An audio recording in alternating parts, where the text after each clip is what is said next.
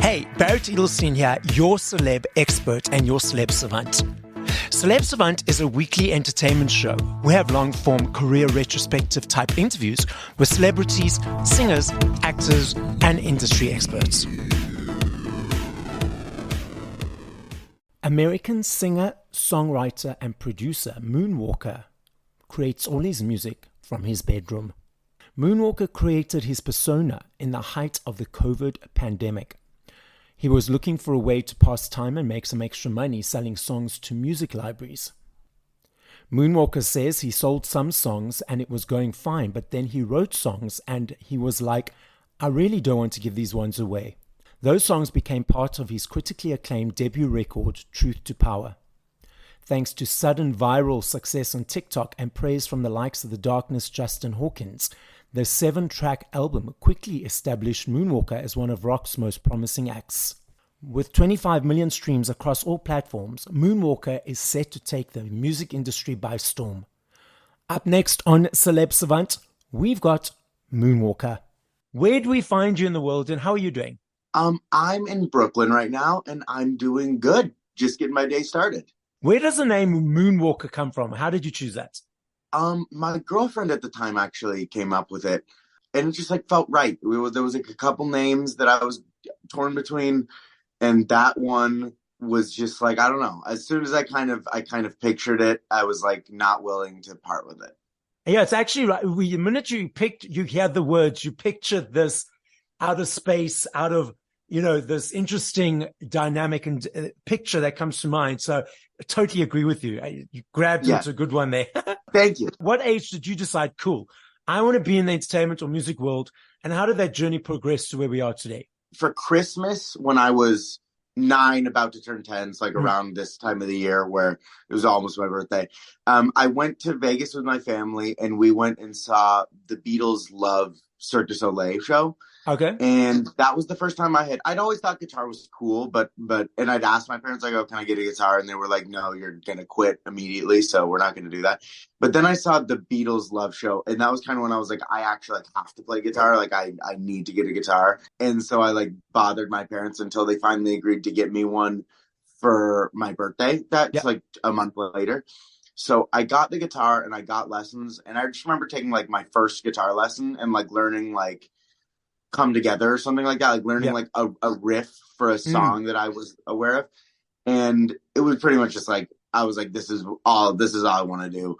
And then I just became obsessed with playing guitar, just guitar, come home after school, play guitar for 6 hours, and that was just all I ever wanted to do. And then, slowly over time, the love of guitar kind of meshed into a love of sort of songwriting and constantly being in a band. And starting at about maybe 6th grade, I was probably constantly in a band. If one band was breaking up, I was starting a new band. I was still a guitar player and still am a guitar player, but was more kind of interested in the idea of creating music from scratch. Yes. And I couldn't do most of it, so I needed a band for that, and so then that sort of subtly transitioned me from a lot of different music genres and a lot of different approaches into a band called the Midnight Club, which is not so dissimilar to Moonwalker musically, but it operated as a band because I couldn't sing and I couldn't produce and I couldn't play bass and so I still needed to kind of have a band in order to get music made. And then as that band was dissolving in COVID, just because we were all doing other stuff and we couldn't play live and we couldn't kind of do, work with producers, do the things that we normally did. That's when I started to do music for sound libraries and started to do kind of other things. And then slowly sort of became comfortable with the idea of making the music by myself. And that's when Moonwalker started. Why did your parents initially think that you would give up the guitar and wouldn't get it for you when you first asked? And were they surprised that you kept at it? That's a great question. I should patch them in. I'm curious why they were so certain. I don't think that I necessarily had they made us all, me and all my siblings, they made us play 100 sports. And I was the first to quit most of the sports. You know what I mean? Like I was like the first to quit soccer and the first like because I just didn't really, I liked like football and basketball, but I didn't really like the others. So I would kind of slowly like each year I would drop a sport. So maybe they associated me as a quitter because of that. Yes. Maybe I was quitting other stuff though. I'm not sure. And maybe they were just thinking of themselves. Maybe they were just like, oh, well, if I personally were to start playing guitar, I would definitely quit. So he would for sure quit. But then when I started playing, they were definitely surprised. Like I was pretty immediately obsessed with it and they were surprised. And also like their standards, I think were pretty low. So when I was like playing riffs that they recognized, they were like, oh my God, he's like a real guitar player. That's crazy. So they always thought I was way, way, way, way, way better than I was because they don't know anything. And then you mentioned that you're always part of bands, and then because of COVID, that's forced you to go, carry on with your own project as Moonwalker. Do you believe that if COVID didn't happen, you'd still be part of bands and you'd still be relying on others to create? And do you think COVID benefited you in that way? I know we can't really see futures in different alternate realities, so to speak, like the multiverse in Marvel, but do you think, absolutely. Do you think that it potentially, if COVID didn't happen, you would still be reliant on others? That's a great question. I've thought about that before. I've thought of like particularly just like what the way I could put it, I guess, is like I was kind of at a point going into COVID where like the abilities that I had singing wise and production wise and bass wise and all that were where they were when I made my first Moonwalker record, but just kind of like I was just in a different headspace. Like I wasn't considering doing those things, and I didn't really consider it until it was kind of necessity. So I wonder if I ever sort of would have like taken the leap of like, I'm going to do this, if not for COVID, probably because we all ended up doing solo projects and it was kind of getting there. Like there were issues within the band of like, certain members not wanting to commit themselves as much and me feeling bad because these are my songs and I'm trying to get my songs finished, but other people don't necessarily want to put the time into doing that because they've got their own songs and whatever, and they're not comfortable sharing those with the band. And so like probably it would have happened one way or another, whether it was me saying, all right, I'm ready to kind of do it myself, or whether it was just like that band coming to a slow, painful ending and me being put in the same position where I have no choice but to do this. I think it probably would have ended in the same place, but I don't know when, and I don't know how cordially, you know what I mean? Like we're all great friends still. There was no hard feelings when we ended. There's a chance that if something didn't come in and kind of force the band to be over, that the ending that we would have met and it eventually would have been not great, because there was like emotional stakes. Like I think that other people were starting to kind of pull back from the band, and I was starting to get really, really, really upset by that. Yes. Because in my brain, it was kind of a solo project. Like I was writing all the music and working on all of it by myself on my computer and stuff. And then just when the time came, I'd have the singer sing it and then we would go find a way to record it. So like it felt a little bit like how Moonwalker feels, but I was relying on a lot of people who are different than me. And that's totally fine. But so it probably would have got here, but I do think about that sometimes. Like I have no idea. I don't really know. Like if we would have just patched our issues and all gotten more comfortable kind of communicating and stuff, maybe not. Maybe we would still be in that band. Interesting. So you've mentioned there were certain elements that you were reliant on others that you now are doing yourself, like, for example, the production and the singing and stuff like that. I know it was out of necessity, but pre to that time, did you feel that you weren't sort of, in inverted commas, competent in those areas? That's why you didn't approach them. And how did you become now confident and competent in order to do it? Great questions. You are like picking out the exact kind of pivotal moments. Like for those things, I guess it's slightly me kind of coming around on those skills is slightly pre-COVID or at least pre like Moonwalker's formation. Like, for example, going back, it was like I needed a lot of kind of help. I didn't know bass, I didn't know blah blah. And then coming to About the Midnight Club, which was probably my first proper band, at that point, then it's like, okay, I can play bass. So I'll do bass on the records and we'll get session bassist or something. I'm starting to then get competent at certain production things. Like I became really good at pitch correcting, and we ended up moving to LA. When I moved to LA, like I would pitch correct for like a TV show or for like some of my friends' projects and stuff. So I was like good at certain elements of production, you know what I mean? Especially like modern production. I would make demos on my computer, and we would start to notice this trend of like we'd prefer the demo to the actual song. So we were kind of starting to feel like, how do we kind of remedy that? Do I produce them, or do we kind of just like not allow there to be many changes going from the demo to the recorded version? Like, what exactly do we do? But I was at no point considering myself a producer. I was just like, these are the demos. I was producing them, but I was considering it the demo, and we were just going to take it to the finished version. I remember that what made me come around on that was I have a friend who's just like one of the top 3 biggest mastering engineers in the world, you know, and mastering is like very kind of scientific. There's no taste that goes into mastering. There's no opinion or preference. Okay. There's just simply like, is the low end at the level that music requires it to be at?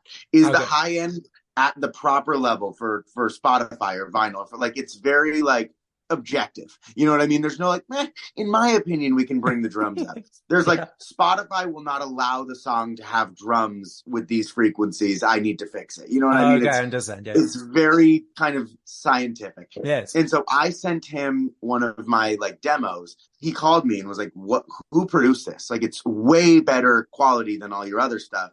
And again, he could have liked the song too. I don't know, but he was talking like very specifically about the sound quality and nothing else.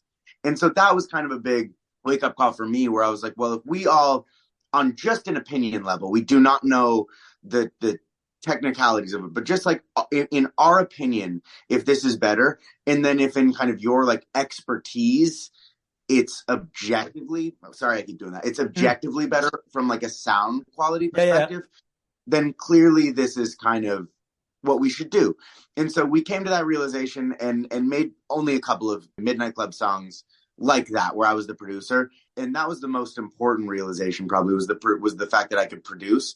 When that happened, maybe it was beginning of COVID, and we did a couple Midnight Club songs, and then it became Moonwalker. But so that was really pivotal. And then I was just always a really bad singer, and I always really tried. I really wanted to be a good singer. Like, in my brain, there was a good singer. Like, in my head, I knew how to manipulate my pitch and stuff. But like my tone, I knew how to manipulate my tone. My pitch is worse than just like the average person. Like, when the average person kind of sings along in the car, if they've never done vocal lessons, never sang, never done anything, they will sing better than I say. Like, I was really, really, I'm not just being humble. Like, I was really worse than the average person at singing. And, you know, it was a lot of years of me trying to sing harmony in my bands and trying to sing, let me try this vocal part. Let me do, and just really, I was bad. I was really bad. And it wasn't until I started to do like harmonies. I started to get good at backing vocals. It was just easier to record myself doing backing vocals. So I would do that. So I was getting better. And then I started making music after Midnight Club, but before Moonwalker. I started making music for sound libraries. And I was like, okay, well, I'm not a singer, but I can sing enough for that. And so I started singing, and then I literally did one song, and I was like, everything about this song is like too good. It was a song called Tear Down the Wall, which is a Moonwalker song. And I was like, this is too good to sell.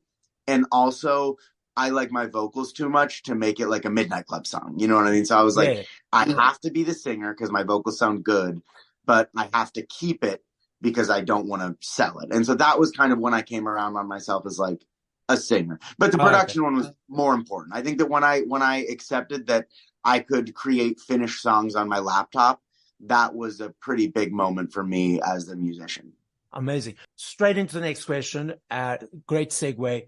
From 0 to 3 to 4 minutes, creating a song, what motivates it? What invigorates it? Is it easy every time? Your creative brain in creating music.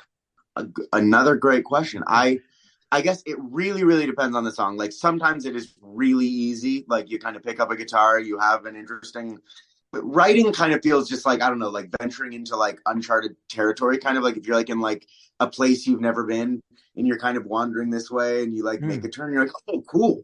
And you keep going and you make a turn, you're like, oh, cool. Or sometimes you make a turn, you're like, this is stupid. And you turn around and you go try something else. And so sometimes you just pick up a guitar or a piano or whatever you're writing on and you have a cool idea and you're like, oh, cool. What if I do this? Cool. What if I do this? Cool. What do I do this? Cool. Oh, great. I have all the pieces that I need and I just need to kind of arrange it. Sometimes it's like really painstaking to, you know, even find the last chord in that phrase. And you spend hours figuring out just the right progression for the verse. And then tomorrow you come back and you try a bunch of choruses that don't work. So you're like, well, I'll try again tomorrow. See, so sometimes it's really, really hard. And sometimes it's really, really easy.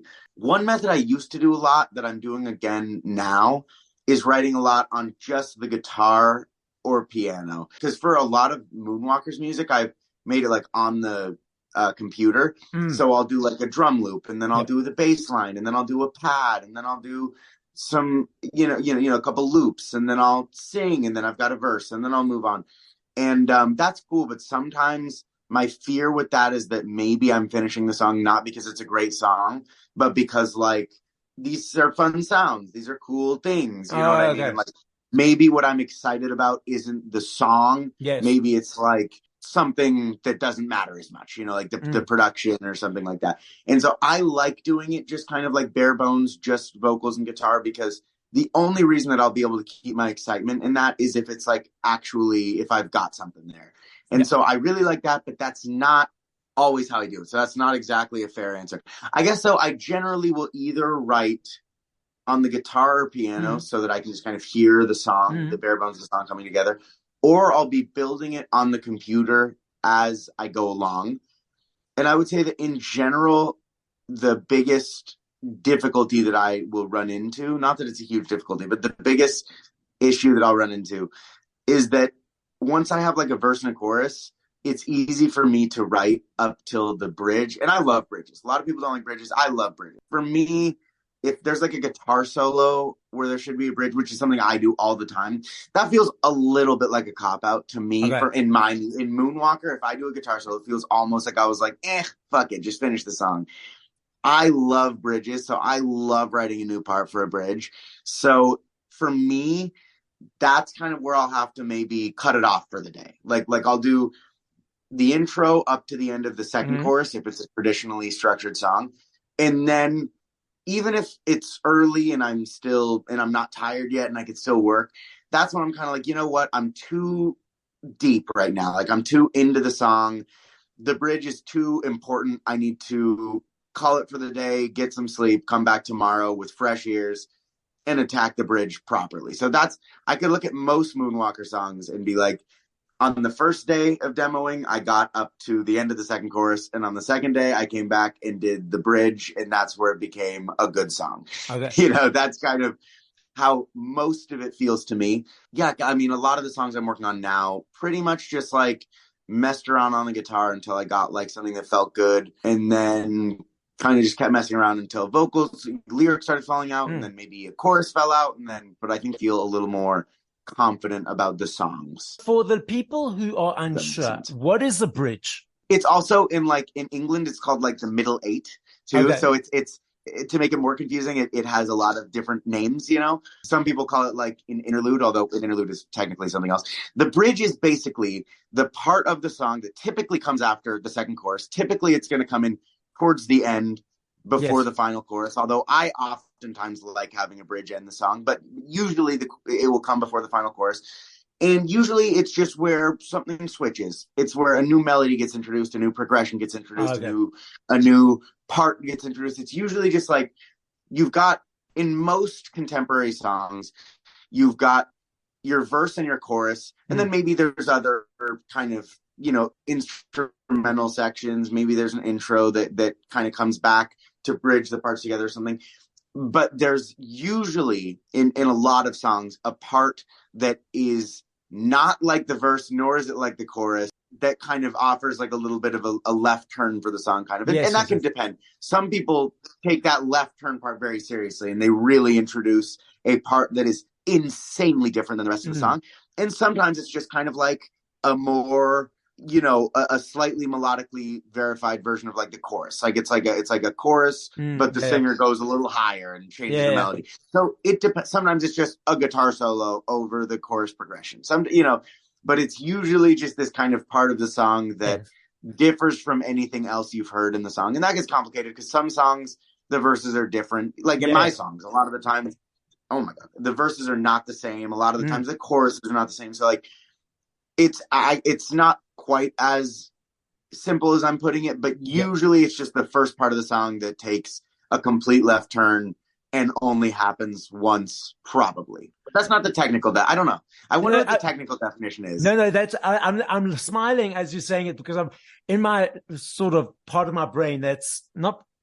I'm fully with you, but I'm just thinking of songs of the Think of millions of examples. songs, and I'm thinking, oh, okay, so that's where that's in that song, that's where that's in that. So I'm like, that's why I'm Well, but smiling it's because hard of because like then you look at a song like Bohemian Rhapsody or something. Like, oh what yeah, would the bridge? What yes, would that be? Like because there's songs where several things happen only once. yeah. I That's mean, a thing. I was literally thinking of Bohemian Rhapsody before you said that. I was that's in There's the same wavelength. so many parts that could be the bridge of that Yeah. song. Do you ever write with not obviously as a band, but do you ever write with other collaborators? Or is it always a solo experience? It's pretty much always a solo experience. I Mm. do like writing with other people, especially for their project, because I Oh, feel okay. like as a writer, I'm kind of good at like two things. One is I'm good at just sort of like letting something like fall out of me, like kind of getting out of my own way and being like, Yes. what feels right, which is the way that I like to create for myself. But I am good at being like, okay, what's the goal? And let's do that. You know what I mean? Like if we're gonna Yeah. write a song that sounds like these two artists, I can go listen to those artists, get to kind of the core of what makes it what it is from Yeah. a compositional standpoint, Mm. and I can do a pretty good job of sort of not replicating it, but creating something in that world. And so I really enjoy that as kind of like an exercise. And so I really like doing that.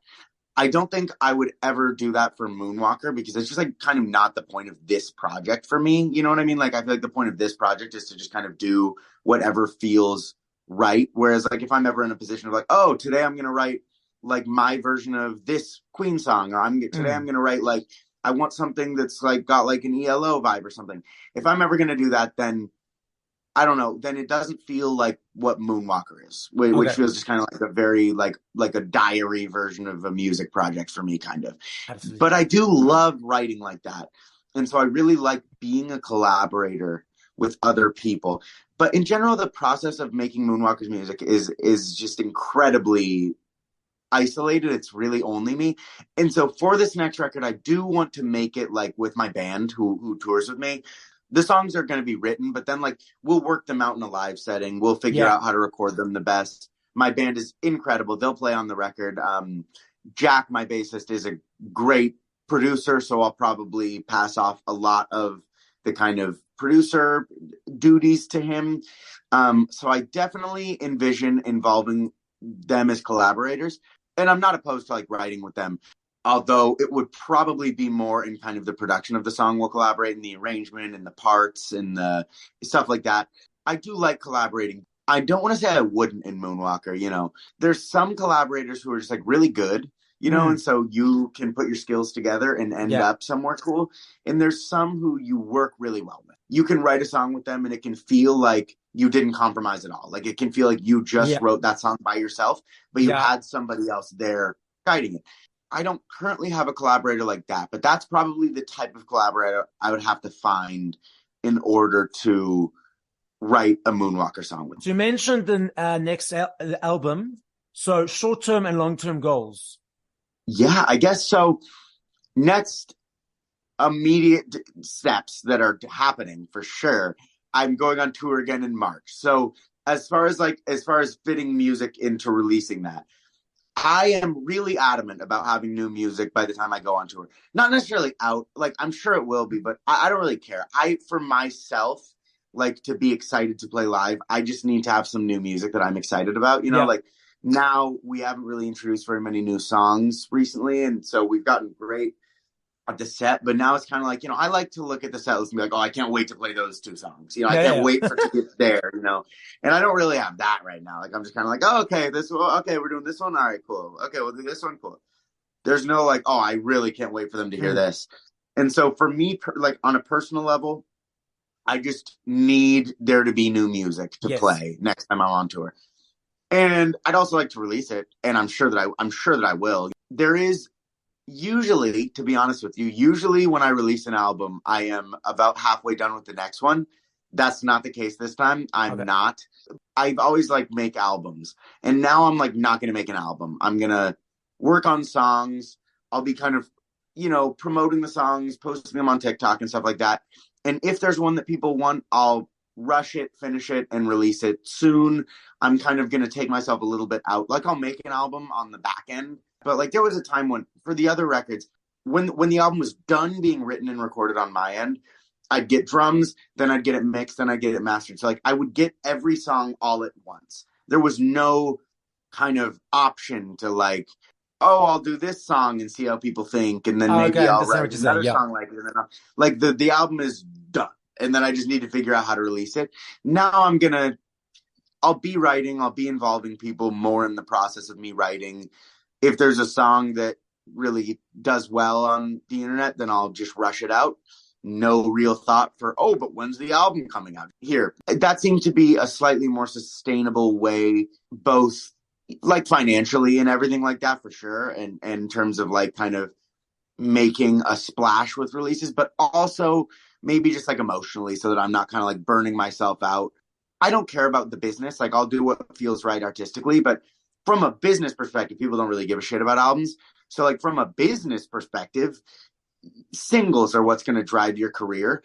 And so it can get a little bit complicated to kind of sync everything I've got into 10 songs and then only be able to really give like 3 of them the time of day. That can be a bummer. It can drain me emotionally, and I just kind of want to just try something else this time. Yeah. Way less structure, and there was also like, I'd make songs that I would like, and I'd be like, oh, but it doesn't fit on the album. Doesn't matter though. I mean, like, so release it and then do the album later. So I don't know, like, just kind of getting out of my own way. Yes, yeah. And letting it happen as it will. But I don't have any definitive release plans because there's no songs, finished yet. But I definitely am going to make sure that they are at least ready to be played live by March. And I would be really shocked if at least one of them is not out by then. But not sure yet. Anything could happen, as you said. We could have another pandemic. No. Actually, don't put that out there. Exactly. I just knocked on wood. That would actually probably speed up my productivity as it did last time. I love this game. I know if I had to ask you this question in 2 minutes, 2 hours, 20 years, 5 years, I know your answer will be different every time because there are millions of them. I'm not saying favorite. I'm saying if you had to push play to 5 songs by other artists once we've finished this conversation, what would those 5 songs be and by who? Ooh.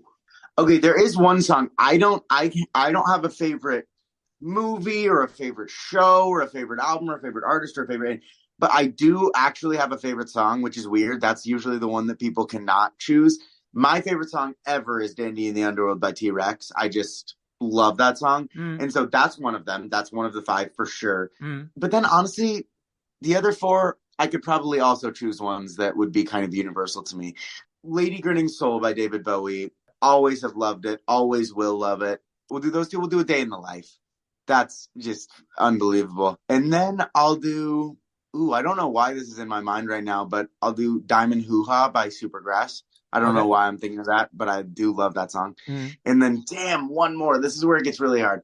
This could just be as a result of right now, but as a result of right now, I will say Sabbath, Bloody Sabbath by Black Sabbath. So the podcast is listened to throughout the world. So as a final message to the audience, what would you like to say? I'm going on tour in March. I would love to see you there. I've got a couple dates on sale today and more dates to be announced, plenty more to be announced. Yeah, other than that, I just released a record called Apocalypticism. Yeah, come to a show, come listen to the record, basically. Oh, and that record will be available on vinyl. So if you like vinyl, just save up for that.